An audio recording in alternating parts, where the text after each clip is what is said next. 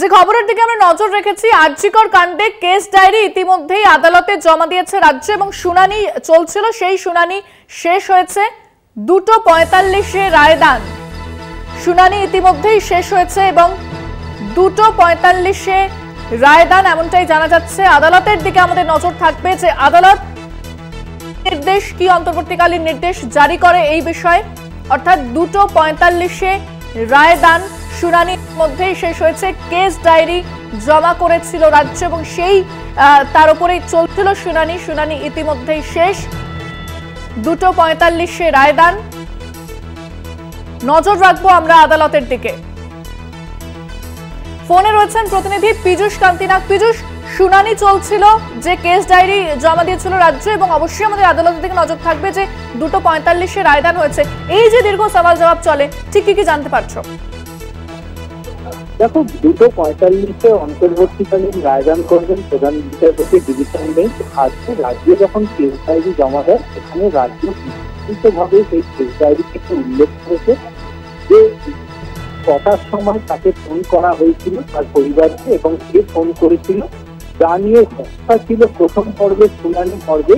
আজ কিন্তু case diary থেকে জানা যায় অ্যাসিস্ট্যান্ট সুপার ফোন করেছিলেন 9:30 নাগাদ এবং তারপরেই আউটপোস্ট থেকে ফোন করা হয় এবং 1টা নাগাদ তার পরিবার এসে হাসপাতালে পৌঁছায় এবং ইনকোয়েস্টের জন্য পরিবারের পক্ষ থেকে 3:55 নাগাদ আবেদন করা হয় লিখিতভাবে এবং ম্যাজিস্ট্রেটের উপস্থিতিতে ইনকোয়েস্ট করতে হবে এমনটাই দাবি করে পরিবার।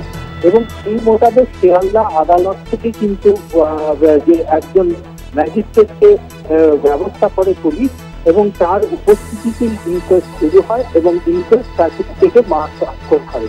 এই বিস্তারিতভাবে কেস ডায়েরি থেকে যখন রাজ্যের তরফ থেকে প্রধান বিচারপতি ডিভিশন বেঞ্চে বিষয়টি তুলে ধরা হয় এবং যখনই অভিযোগের বিষয়টি আছে, রাজ্যের পক্ষ থেকে বলা হয় যে পোস্টমর্টম করে দেহ দেওয়া পর্যন্ত কোনো রকম অভিযোগ দায়ের হয়নি সেই মুহূর্তে, সেই জন্য আনন্যাচারাল ডেথ অর্থাৎ অস্বাভাবিক মৃত্যুর একটি মামলা দায়ের করে পুলিশ তদন্ত শুরু করে।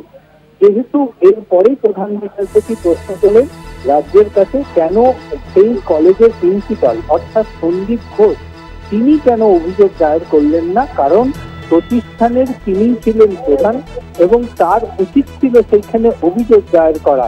এতে রাজ্যের কোনো উত্তর না পেয়ে অসন্তুষ্ট হন প্রধান বিচারপতি এবং তৎক্ষণাৎ তিনি তার রায়দানের জন্য উদ্যত হন। কিন্তু রাজ্যের পক্ষ থেকে বলা হয় যে পরবর্তীকালে যখনই অভিযোগ দায়ের হয়েছে তারপর তখন থেকেই কিন্তু উপযুক্ত ব্যবস্থা গ্রহণ করেছে রাজ্য এবং বিচারপতি তখন কেস ডায়েরি খতিয়ে দেখে দেখা যায় যে 27 জনের সাক্ষ্য এখনো পর্যন্ত স্টেটমেন্ট নেওয়া হয়েছে, তার মধ্যে 6 জন ডাক্তার রয়েছে।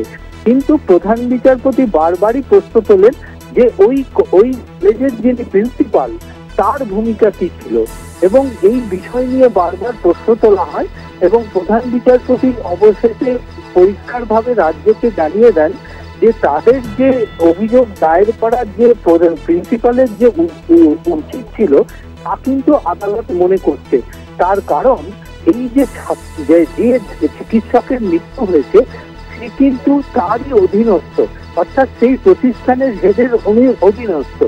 এতেই কিন্তু প্রধান বিচারপতির সামগ্রিক বিষয়টি তুলে ধরেন এবং প্রধান বিচারপতির কাছে যখন বলা হয় রাজ্যের পক্ষ থেকে যে পরিবার সর্বোচ্চভাবে তারা স্যাটিসফাইড ছিল কিন্তু পরবর্তীকালে তারা কেন অভিযোগ তুলছেন তা তারা বুঝতে পারছেন না, তখনই কিন্তু বিভিন্ন আবেদনকারীদের আইনজীবীদের মধ্যে থেকে প্রতিবাদ ওঠে যে এই বিষয়টি সঠিক নয়। তার কারণ এই মৃত্যুর পেছনে হত্যা বিষয়টি, খুন বিষয়টি লুকিয়ে রয়েছে। এরপরেই প্রধান বিচারপতি জানিয়ে দেন তিনি সামগ্রিক মামলার শুনানি গ্রহণ করেছেন এবং আপাতত তিনি একটি অন্তর্বর্তীকালীন নির্দেশিকা জারি করবেন। 2:45-এ এই নির্দেশিকা তিনি জারি করবেন। এখন দেখার যে প্রধান বিচারপতির নির্দেশের প্রেক্ষিতে তদন্তভার সরাসরি এই রাজ্য কলকাতা পুলিশের ওপরেই থাকে না এটি অন্য কোনো এজেন্সির হাতে হস্তান্তরিত হয়। কিন্তু বহু আইনজীবীর পক্ষ থেকে দাবি করা হয়েছে বিচার বিভাগীয় তদন্তে না কোনো বিচার বিভাগীয় তদন্তের নির্দেশ জারি করেন প্রধান বিচারপতির ডিভিশন বেঞ্চ। একেবারে পীযূষ, তুমি নজর রাখো। ধন্যবাদ। কথা বললাম প্রতিনিধি পীযূষ কান্তি নাগের সঙ্গে। অর্থাৎ অন্তর্বর্তীকালীন নির্দেশ জারি করবে আদালত 2:45-এ, এবং আমাদের নজর অবশ্যই আদালতের দিকে থাকবে যে আদালত ঠিক কি নির্দেশ দেয়, আদালত কি রায় দেয়, সেদিকে অবশ্যই আমাদের নজর থাকবে। কারণ যে অত্যন্ত গুরুত্বপূর্ণ একটা কেস ডায়েরির কথা বলা হয়েছে, কেস ডায়েরি তলব করা হয়েছিল, সেই মতো কেস ডায়েরি জমাও করা হয়েছে আদালতে রাজ্যের পক্ষ থেকে, যেখানে অন্তর্বর্তী শুনানি শেষ হওয়ার পর অন্তর্বর্তীকালীন নির্দেশ দেবে আদালত।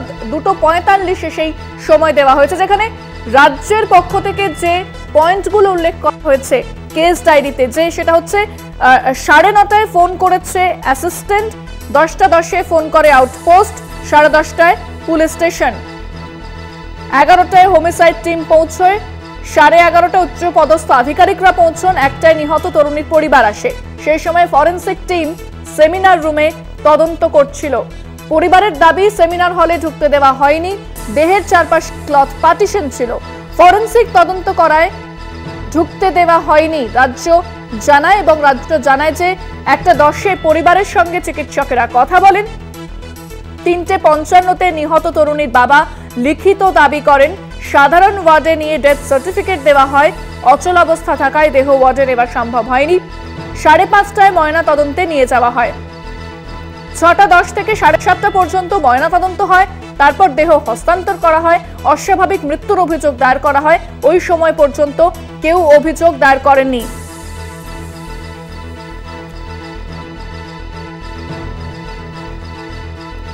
অন্যদিকে প্রধান বিচারপতি প্রশ্ন করেন যে কেন অধ্যক্ষ অভিযোগ দায়ের করেননি, তার দায়িত্ব ছিল অভিযোগ দায়ের করা। প্রিন্সিপালের ওপর ক্ষুব্ধ প্রধান বিচারপতি, যখনই অভিযোগ আসে তখনই ব্যবস্থা নেয় রাজ্য।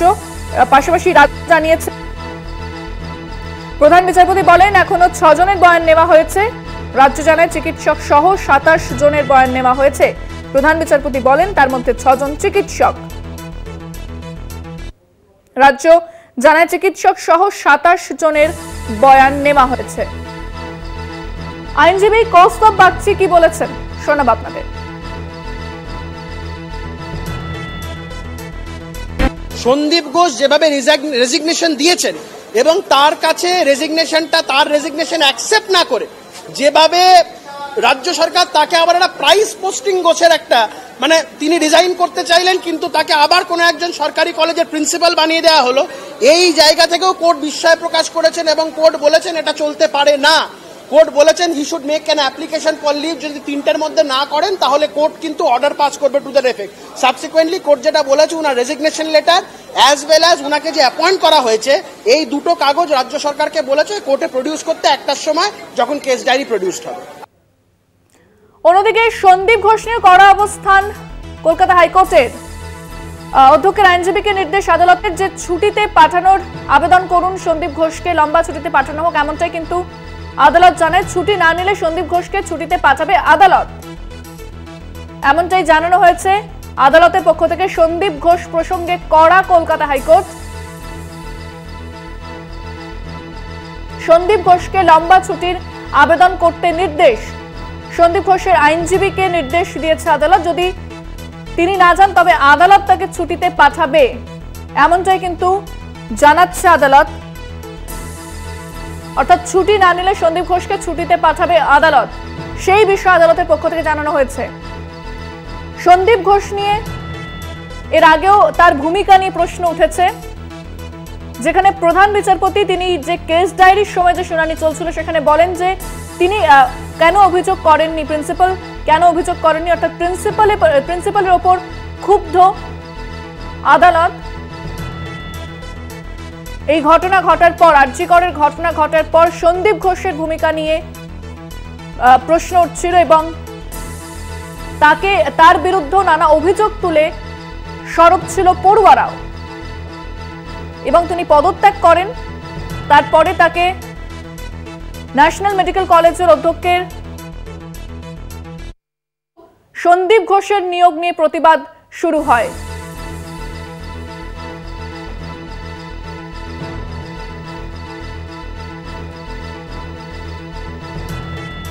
সন্দীপ ঘোষ নিয়ে কড়া কলকাতা হাইকোর্ট এবং এই বিষয়ে রাজনৈতিক মহলের কি প্রতিক্রিয়া শোনাবো আপনাদের। এই সন্দীপ ঘোষ দীর্ঘদিন যাবৎ ওখানে একটা মৌরসী পাট্টা চালাচ্ছে এবং 1012কে ট্রান্সফার করেও ঠিক ও তৃণমূলের শক্তির জোরে ও ট্রান্সফারকে রুখে দিয়েছে। এবং এই যে ঘটনা ঘটেছে, এই ঘটনার পেছনে ওর হাত আছে কিনা সেটাও আজকে তদন্তের বিষয় আছে। সেই কারণে আমি মনে করি আদালত যেটা বলেছে সেটা হঠাৎ কোনো কিছু সিদ্ধান্ত নয়, সমস্ত যে কেস তার বিবরণ বুঝে এবং সমস্ত কিছু দেখেই সিদ্ধান্ত নিয়েছে যে একে ছুটিতে পাঠানো দরকার। আমাদের কলকাতা হাইকোর্টের কাছে আর্জি, যাকে সকালবেলা পদত্যাগ করানো হলো বা উনি করলেন আরজিকর থেকে, তাকে কয়েক ঘন্টার মধ্যে কিভাবে আরেকটি হাসপাতালের প্রিন্সিপাল করে বসিয়ে দেওয়া হলো, আরেকটি সরকারি হাসপাতালের প্রিন্সিপাল করে, কেন, কি কারণ, কি উদ্দেশ্যে, কেন আজকে আদালতকে বলতে হচ্ছে ছুটিতে যাওয়ার জন্য? তার তো সরকারি তাকে ছুটিতে পাঠিয়ে দেওয়ার কথা, কেন, কি কারণে তাকে রিইনস্টেট করা হলো? তিনি মুখ খুললে কার কার অসুবিধা হতে পারে? তিনি এমন শক্তিশালী কি করে হলেন যে এর আগে ওনার বিরুদ্ধে বহু টাকা তছরুপের অভিযোগ পাওয়া গেছে, প্রমাণিত হয়েছে, ট্রান্সফার অর্ডার এসছে, আবার সেই ট্রান্সফার অর্ডারকে থেকে প্রত্যাহার করে নেওয়া হয়েছে? মমতা বন্দ্যোপাধ্যায়ের কি নির্ভরতা আছে এনার প্রতি? তিনি কোন কোন গোপন কথা জানেন এই ঘটনায় সামগ্রিকভাবে, যার ফলে আজকে মমতা বন্দ্যোপাধ্যায় বাধ্য হন এত সমালোচনা, এত নিন্দের সামনে ওনাকে ঘাড়ে করে বইতে? সেইটাকে নিয়েও আমার ধারণা, আমাদের দাবি আদালত একটা তদন্তের নির্দেশ দিক।